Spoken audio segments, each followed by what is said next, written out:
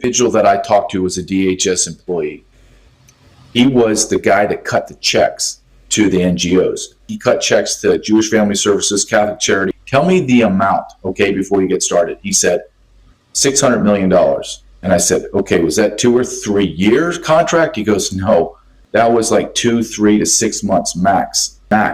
This is where the money laundering scheme comes in. So he goes, you have Jewish Family Services at the top. He says they have 50, so let's just say 50 to 100 subcontractors underneath him.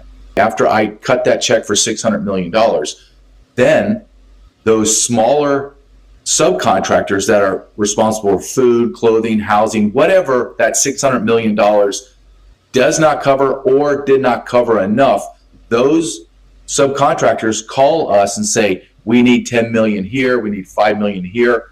And I say, well, do you vet it? He goes, no, we're in emergency mode. So we cut the checks immediately to him. And he says, but this is where it gets crazy, JJ. He said, when I cut the checks to the subcontractors, I'm cutting the check to the same payee. I'm sending the same funds to Jewish Family Services, the same account.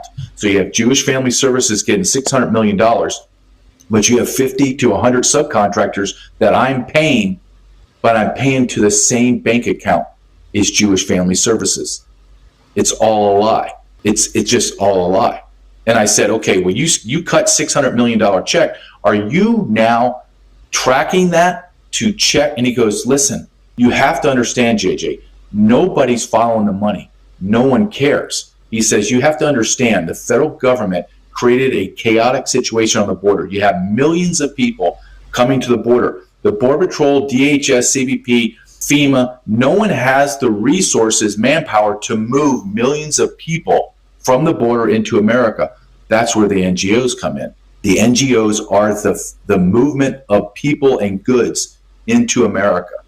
That is the evil partnership between the government and the NGOs.